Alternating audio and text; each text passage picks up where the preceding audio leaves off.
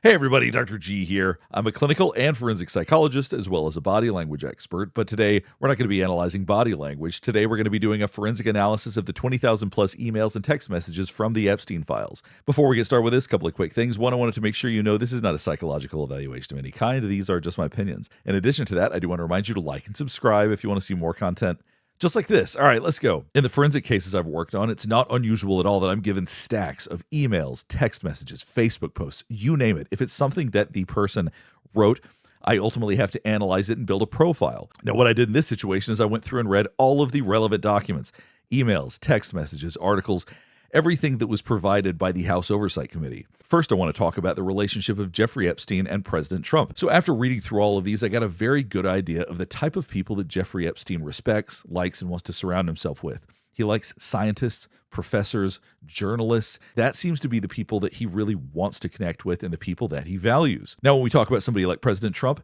he does not fall into those categories. He's not an academic. He's not a scientist.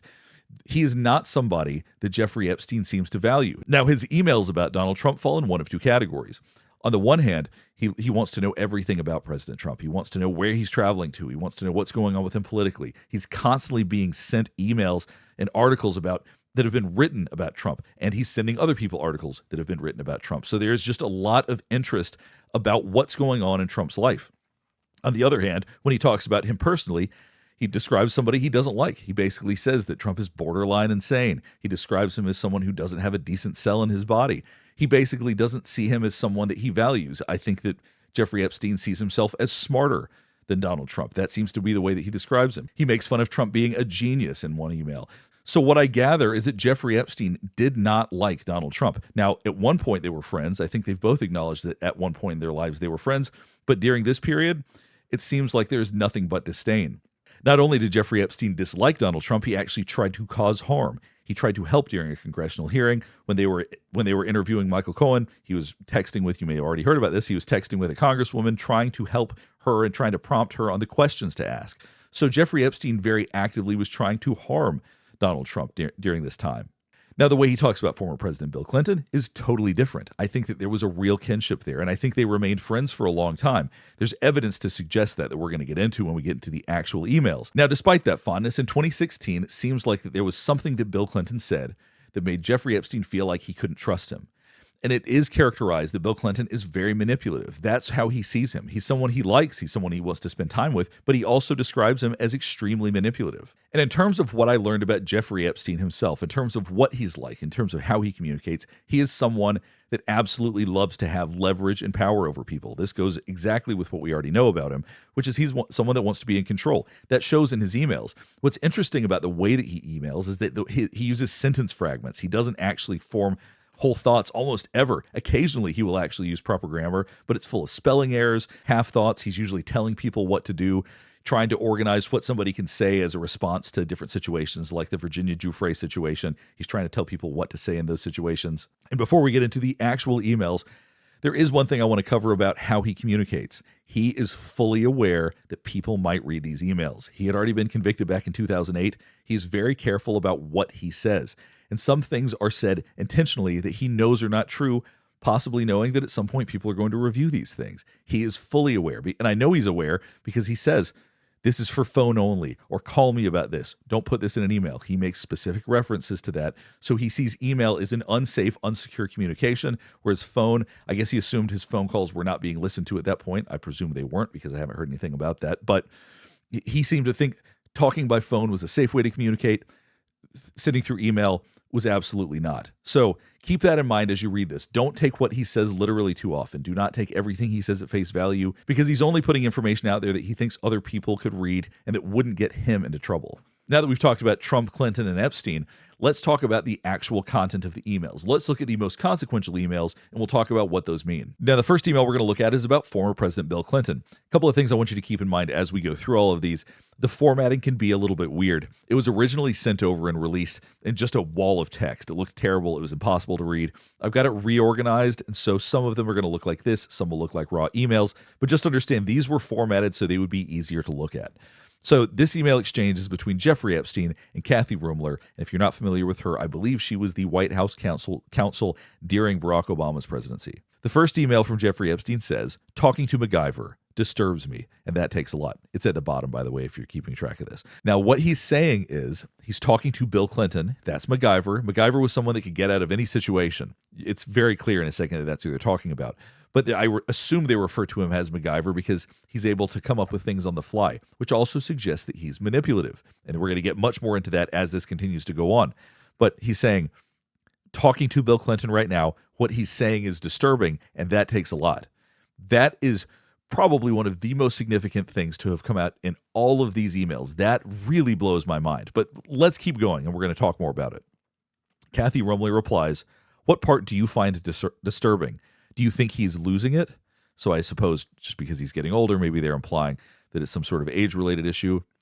Jeffrey Epstein says, you were right and I was wrong. Humble pie, crow, or my own words is what I get to eat today. Your choice.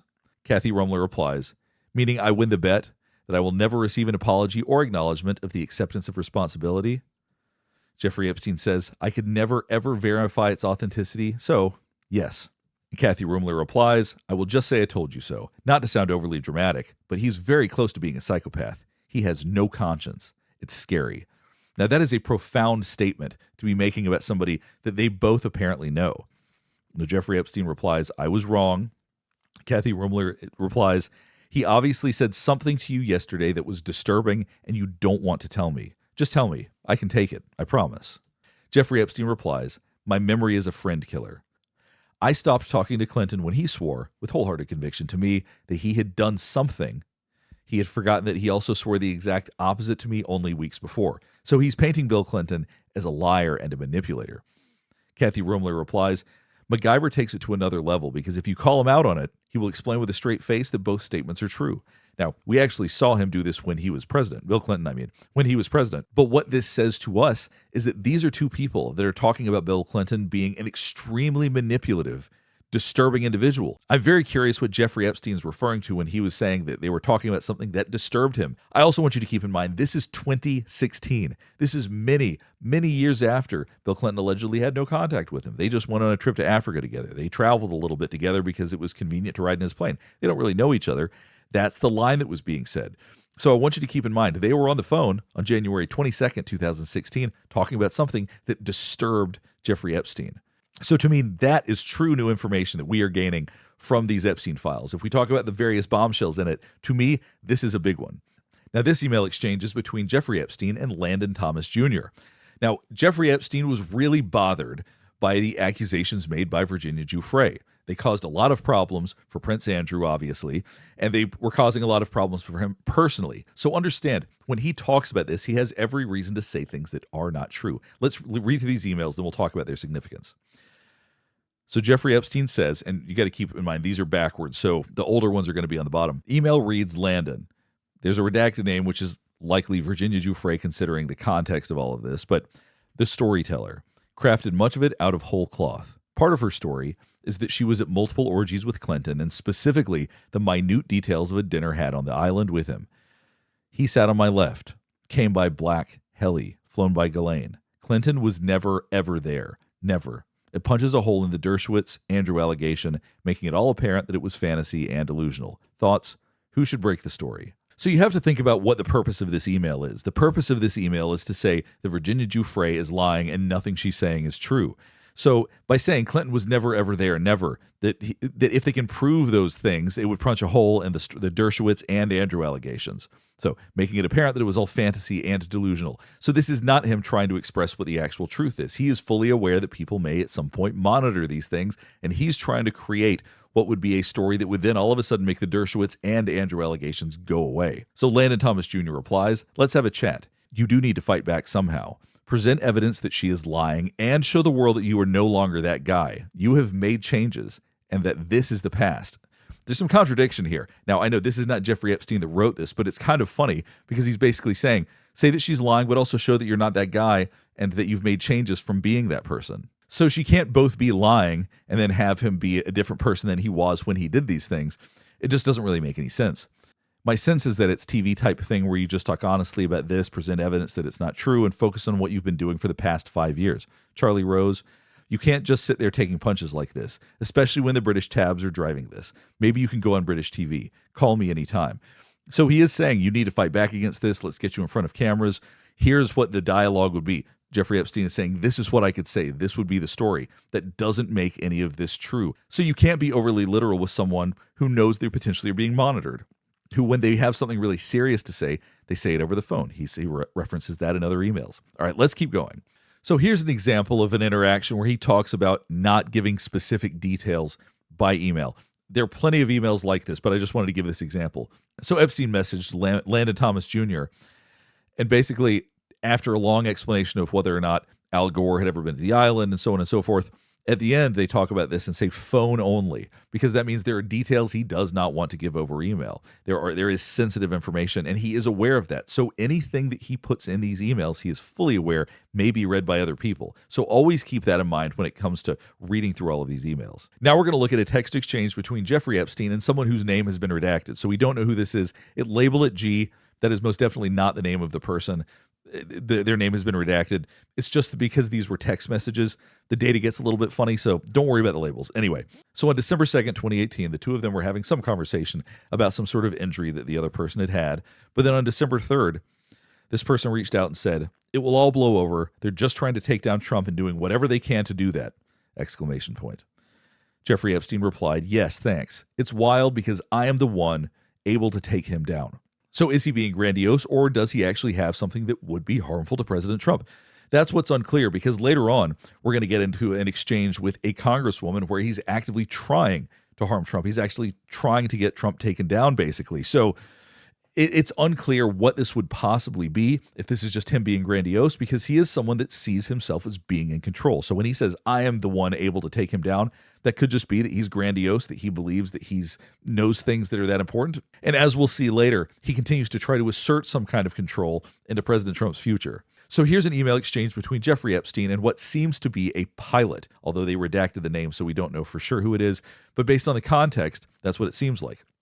Right here, Jeffrey Epstein essentially is writing out what the pilot should say. This is basically his draft of how he believes the pilot should handle all of these questions. "I only met Jeffrey Epstein after I was adult, over 18. I was never ever his sex slave. Obviously a lurid chauvinistic categorization, which in my opinion could only have been made by some loser of a repressed male reporter. He was always kind, funny, generous to me. These fantasy fabrications made by a delusional thief. Charged with stealing from the burger place which she worked, though she claimed to be paid thousands of dollars in cash and held at the beck and call of the genius tycoon." I think that the genius tycoon is supposed to be referencing Trump, and I don't know if the fact that genius is misspelled is supposed to be ironic, or if it's just that, much like other areas, Jeffrey Epstein just doesn't spell very well. Her storytelling, had it been done while sleeping, would have been called dreaming, if awake hallucinations, but to the English press they are referred to as allegations. She claimed in the midst of detail her dinner with President Clinton on the Caribbean island, how he arrived by Black Heli, where he sat on Jeffrey's left, a 21st century tale of power, sex, money. The fact that this story is total make-believe, fabricated on purpose to gain tabloid attention, and easily refuted by readily available travel records of a former president, it defies belief that any person would take seriously such a preposterous story. Little different than her telling her father that she met the Queen. Whoops, he believed her, though her mother, at a relevant time, complained that she must have been engaging in Satan worship and asked that she be put in a drug room. Come on, I am currently a professional pilot with a spotless record. I have a checklist that I follow before every flight to verify things that are where they are supposed to be. Checking her story, which the press has refused to do, would serve the public well. In this case, human error is merely a euphemism for hijacking the truth. By the person whose name is redacted, they are now asking how my parents bought a building in town, implying it was all the money they got for selling me. Getting ugly. But this shows how Jeffrey Epstein manipulates. He's crafting a story, trying to make sure that he can manipulate people and make sure that they understand. This is how you have to talk about Prince Andrew. This is how you have to talk about President Clinton. You have to make this person, Virginia Giuffre, who made these accusations, seem ridiculous. No one would take her seriously. It's trying to get people to talk in those terms. So he wants to have some control over this. He's creating what people should say. So rather than just allowing this to play out honestly, this seems to be how he operates. Now, this is an email exchange between Kathy Rumler and Jeffrey Epstein. In this, Jeffrey Epstein emails Kathy Rumler with the title Steve Bannon. First, there's a link to an article about Michael Flynn, And then he says, which has to do with the Trump administration, obviously. And then he says, do you think Bill Clinton would like to join you, me, Ehud, and Steve? Could be very funny, all off the record. Now, just to give you some context of who he's referring to. So the meeting would be Jeffrey Epstein, Kathy Ruemmler, Ehud Barak, who was a former Israeli prime minister, and then Steve Bannon, who used to work with President Trump, although this was in 2018. Could be very funny, all off the record. And they wanted to include Bill Clinton as well. So this was a real desire in 2018 to get together with Bill Clinton. He proposed that as though that was an actual possibility. This wasn't like it was somebody he didn't know.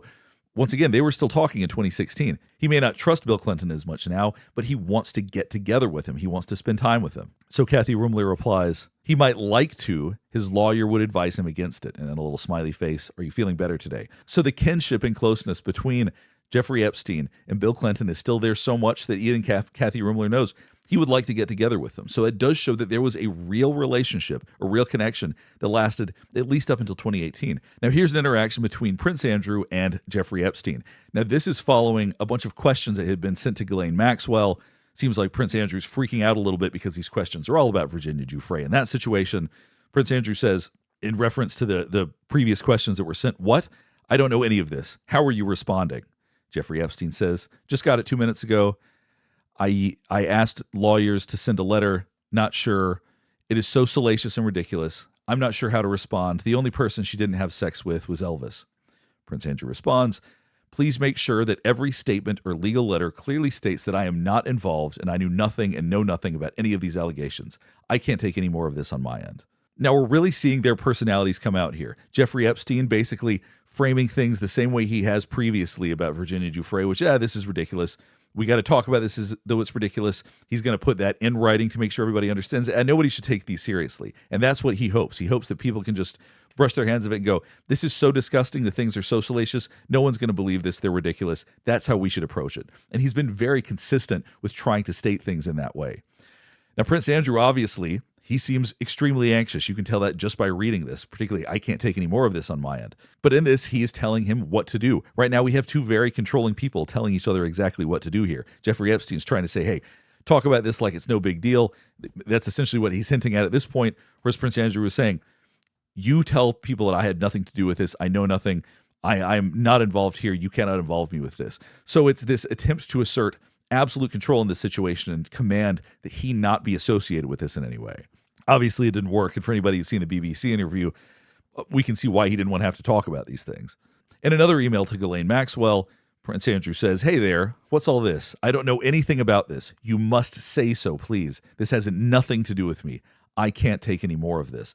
So the amount of stress, once again, that he was under at that point must have been tremendous. He must have been very, very anxious and scared about this, because that's how this reads. This reads like someone who is commanding that they insist that he had nothing to do with it, but he also sounds very, very scared. So his idea is to avoid. And that's frequently what we see with people that are anxious. When people get anxious, they avoid. And that was going to be his strategy. Rather than hit things head on, which he ultimately tried to do and it didn't go well, he was going to just try to avoid it, let everybody else handle it. You say nothing happened. You tell everybody I had nothing to do with this. I can't do any of this. Please leave me alone. So this is an exchange between Michael Wolff, the journalist, and Jeffrey Epstein. Now, he's basically asking how he can get to Trump, how he can talk to Trump. And Jeffrey Epstein is giving him advice, basically saying that if you want to ask him questions and you don't want to get thrown out, here's how you have to approach it. Maybe you can ask why Bernie Nussbaum got Vince Foster's letter quickly. That's a Hillary problem. So in other words, and this would have been 2016 before Trump was elected. So focusing on Hillary, that's going to get him answering questions. He would smile, and then you can go ask his relationship with the electrician unions in Mar-a-Lago, and out you go. And then Jeffrey Epstein wrote more. Do you want to be provocative? Trump shuttle, Hawaiian tropic contest, mortgage on Mar-a-Lago, revenue on golf courses, income. So all of these that would be embarrassing financial questions potentially, or the intent would be to ask him questions he doesn't want to have to answer about finances. Now, interestingly, that's what he's helping him focus on because he knows what is going to bother Trump. He's trying to help other people get to Trump. So I talked earlier about how he wants to harm Trump. This is how he's trying to do it. He's trying to do it in a backhanded way. And then Michael Wolff asks, what was the letter? Jeffrey Epstein replies, Nussbaum White House counsel, Hillary doing naughties with Vince. So for anybody who doesn't know who Vince is referring to Vince Foster. He was White House counsel for Bill Clinton. And there have been a lot of conspiracy theories suggesting that the Clintons were in fact involved in his death because he was found shot We're not going to get into all of that, but that's why he was suggesting that he bring that up, because that would be something that would go against Hillary that President Trump could talk about. But ultimately, that would just lead him into asking more difficult questions or more harmful questions. So it's very interesting to see the level of manipulation that Jeffrey Epstein's trying to engage in here. So now here's an email exchange between Mark Epstein and Jeffrey Epstein, Mark Epstein being Jeffrey Epstein's brother. He has addressed some of this publicly. We're going to talk about that, but let's get to reading it and then I'll explain. So Mark Epstein says, "How are you doing? A while back you mentioned that you were pre-diabetic. Has anything changed with that? What is your boy Donald up to now?" Epstein replies, "All good. Bannon with me." So I guess he's saying that he's not worried about the pre-diabetic stuff, but he didn't respond to the Donald question. Then Mark Epstein asks a couple of days later, ask him if Putin has the photos of Trump blowing Bubba. So what he means by this, he's saying, ask Steve Bannon if Putin has the photos of Trump engaging in some sort of salacious act with Bubba. Now most people assumed Bubba was Bill Clinton because people call Bill Clinton Bubba. Mark Epstein has said it's not. He also said that he was joking and that this was not being literal.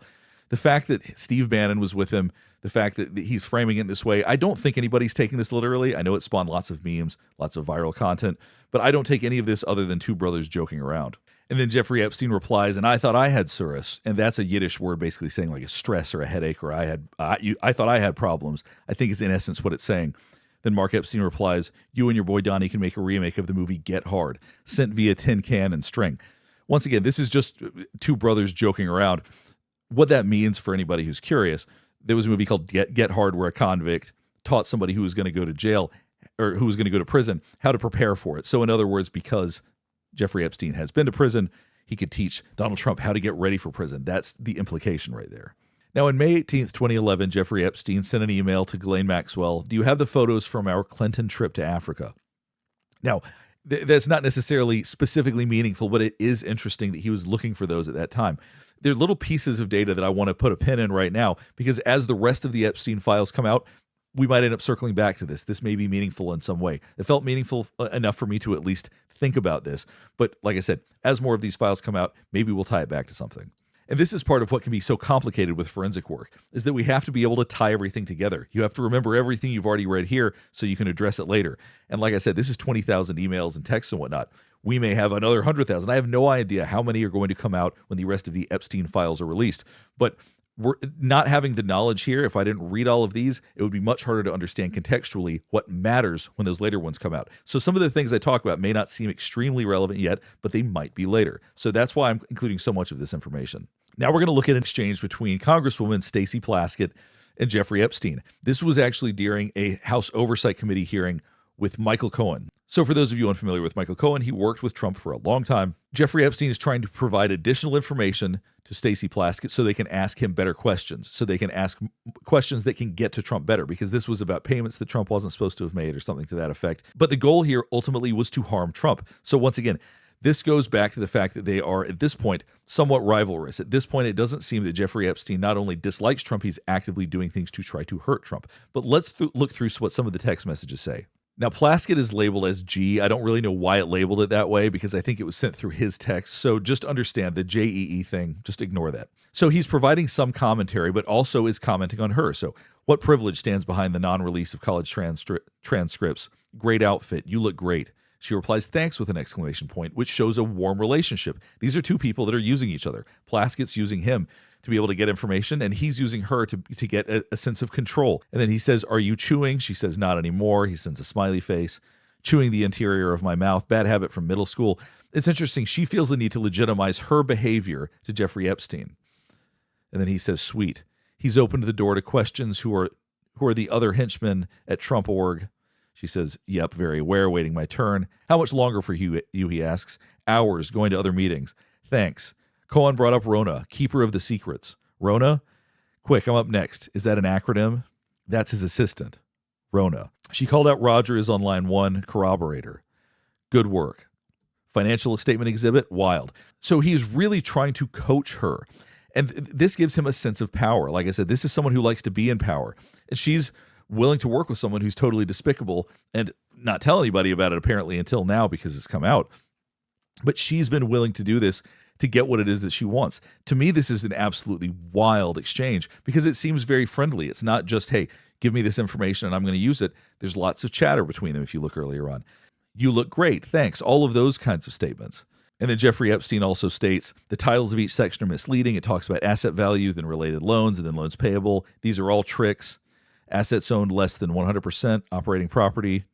What were your takeaways? Thinking. But this goes to show he really, truly wanted to harm Trump. He was doing everything he could to try to help in this way. So it's interesting to see that there was a relationship where the Congresswoman was trying to use Jeffrey Epstein, and Jeffrey Epstein was trying to use her because he wanted that sense of control right there.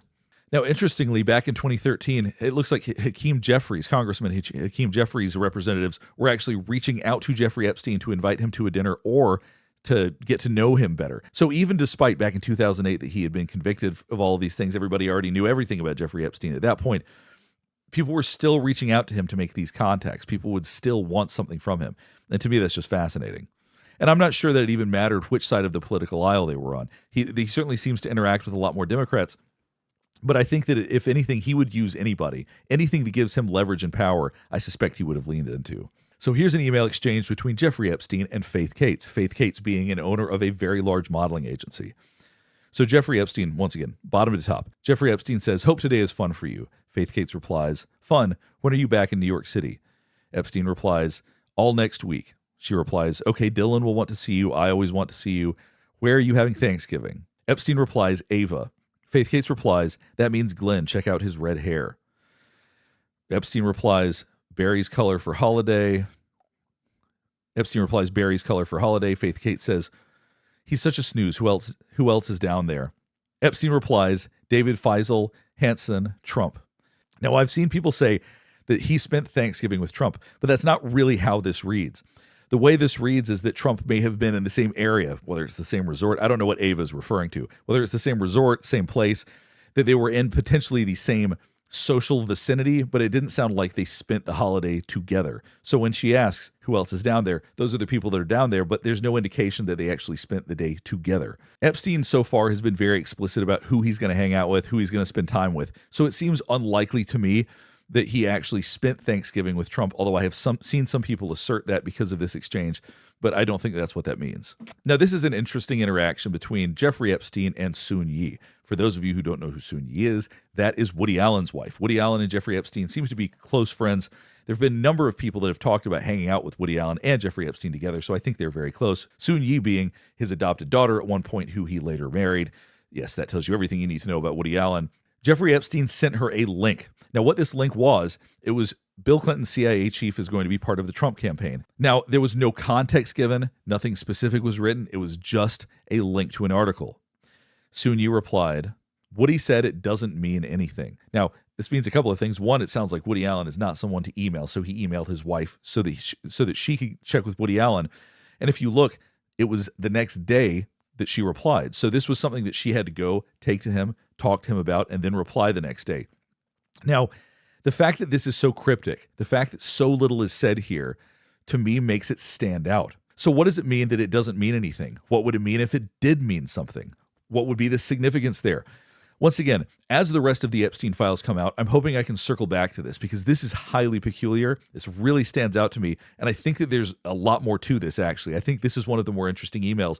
But without a little bit more context, we can't draw too many conclusions. And my hope is that with the rest of the Epstein files dropping, that this will have more context. We'll be able to bring it all together. All right, we'll go ahead and stop here. Hopefully this is helping you better understand some of the meaning of the Epstein files so far. Now, in terms of Jeffrey Epstein's relationship to President Trump, everybody knows they have a connection. That's referred to many times, but it seems like he actively does not like him. It seems like he's actively doing things to cause harm. He does not like President Trump. That seems very, very clear, at least not at this point in time. And with former President Clinton, like I talked about at the beginning, this is somebody who I think he feels a kinship to, but also recognizes is highly manipulative. And Jeffrey Epstein seems like someone who wants to be in control. He wants to have as much information as possible. So I'll be very curious when we have more Epstein files that can give us more context, how this will all look when all is said and done. I will most definitely be reading as many of them as I can. I have no idea the volume that's going to come out or what will be released, but I suspect it's going to be much larger than what we've gotten so far. If you have any other thoughts about this, or if there's anything you think that I missed, or there's anything else you want me to analyze, please let me know in the comments below. There are a lot of other interesting emails, but I didn't want this video to be like 5 hours long. But if there are specific ones you want me to check out, I'm happy to do that. Last thing before we get finished up is I do want to remind you to like and subscribe if you want to see more content just like this. All right, thanks for watching.